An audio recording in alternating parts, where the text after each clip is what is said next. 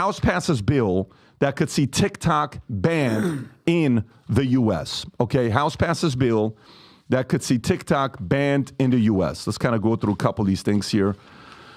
Robin, I think you have a video for this as well, right? The House of Representatives has passed a bill that could pave the way for TikTok to be banned in the U.S. app stores. Both Democrats and Republicans supported the measure, which advanced out of committee in a unanimous 50-0 bipartisan vote. Interesting. It's a rare show of bipartisan unity in a heavily fractured political environment. The bill, led by House China Select Committee Chair Mike Gallagher, Republican, Wisconsin, and Ranking Member Representative Raja Krishnamurti, Democratic from Illinois, would block TikTok in the U.S. if its parent company, ByteDance, does not divest it from its within 165 days of passage. That's 6 months. I think it's 6 months, right? Is that about 630? Yes. That's 6 months, give or take, just under 6 months. So it would also require, I think it's less than 6 months. It's 5.5 months, give or take. It would also require to be bought by a country that is not a U.S. adversary. It's not immediately clear if the Senate will take up the legislation. Tom, what do you know about this TikTok ban that we have going on here? Well, first of all, you mentioned the committee 50-0, but then it went to the House floor 352-65. Right. That is bipartisan if you've ever seen it. That was strong message from Congress. And what they're saying is, hey, either an American company has to understand that they need to own it, meaning on American servers, on U.S. soil, all of that, or you're basically off the air. So we're going to cut you off and you come over here. But who's going to buy it? Who's up for this? Well, that's interesting. Do you know who the infrastructure partner, the key infrastructure partner, cloud services? It's Oracle. Oracle is the infrastructure services provider for Oracle Cloud. And Larry Ellison would be the guy who's in pole position, because if you buy TikTok, they don't make money yet, and part of it is the incredible infrastructure that takes to support all the video in the background. So if Microsoft buys TikTok, and they were rumored to be one of them, they don't think Department of Commerce will let that happen because they already own LinkedIn, and everybody's worried. It's like Spirit and Southwest Airlines couldn't get together because it would be, remember that PBD? And they would say, hey, no, that's one low-cost airline. That would be too much. The consumers need choice. So people don't think that Microsoft would be given permission to buy TikTok because they already have LinkedIn. There'd be too much social media power. But whoever buys it is either going to be paying Larry Ellison a ton of money for infrastructure, or Larry Ellison buys it. And there's really, if you look around, the people that are out there, Amazon is out there. And then the question is Alphabet out there. Because remember, Alphabet, Google lost. They were part of the LinkedIn bid process, and they lost to Microsoft that already had Slack and LinkedIn business services. And God knows they desperately needed a LinkedIn because Google Plus didn't do well. Correct. So the pole position. Tom, is Google Plus still active at all or no? Is it at all around? Like, this is not a joke. I'm actually asking a real question. Well, as they say in social media, if you have to ask, it's. I don't know that. I don't even know if it's. I'm embarrassed to say I don't know, but I don't even think it's still alive. Did they stop it? Does it say like an end date, Rob? Zoom in. Does Google Plus have an end date? Shut down. Oh, okay. Got it. They shut it down. Go ahead, Tom. Yeah. So this puts Google, Alphabet, and Oracle side by side. So if Google buys it, they're writing big checks to Larry Ellison. Yeah. If Larry buys it, he puts all that profit in his pocket. Apparently this is like, by the way, and this is my opinion, anytime Nancy Pelosi is like all in with the other side, something is off, okay? And I just sent Rob the photo. Rob, can you show what the bill is? This TikTok ban, they're saying is a Trojan horse that's going to be put in like, hey, we're trying to save us from China, when actuality, this thing is going to give the president power to take down any website, any app by saying it's a foreign. This is it right here, Pat. I'll read it for you. TikTok's ban bill, HR 7521, gives the executive branch of government the power to define any platform or website as foreign owned, even if it's domestic, giving them the ability to control, censor the content being published by the company. Elon Musk posted, this law is not about TikTok. It's about censorship and government control. Think about it. They can't shut Elon down. They can't shut down X. Now they just found a way to manipulate and get in there and be like, oh, this is going to give the president, the executive branch, power to go, wait a minute. This is Even if it's not, even if it's domestic, they can shut down a website or a platform. Wow. That's the way to get X. Rob, play this clip. This is my girlfriend, Nancy. Talk, girl. Go ahead, girl. The main thing, though, is we want TikTok to exist. We're not there to ban it.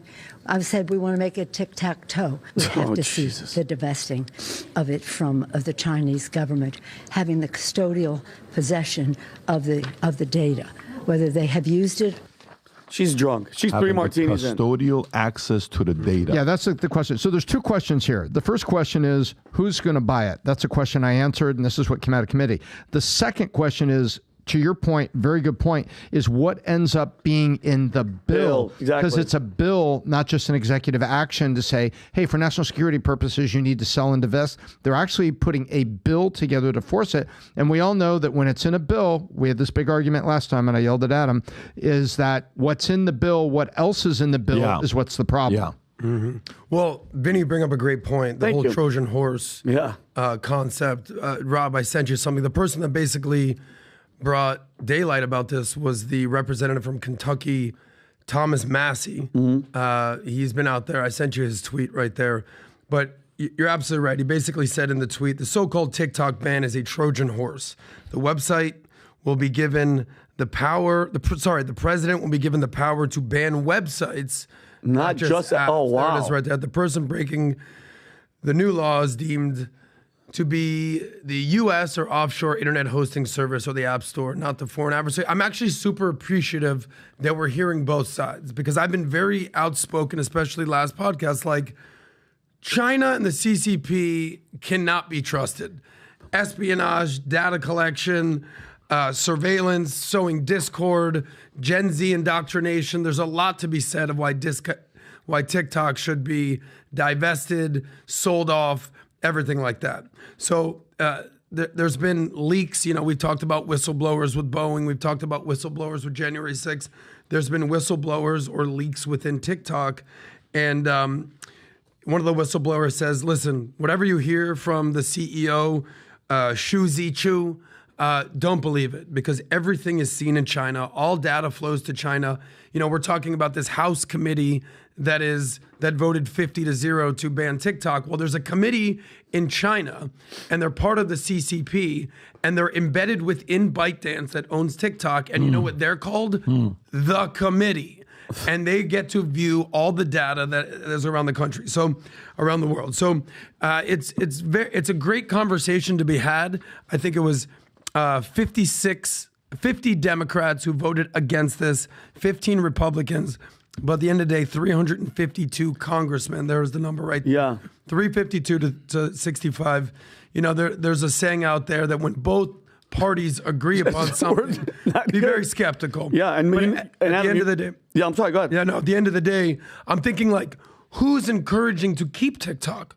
Who is it? Because we've heard countless calls of people calling Congress to basically keep TikTok. It's helping my business.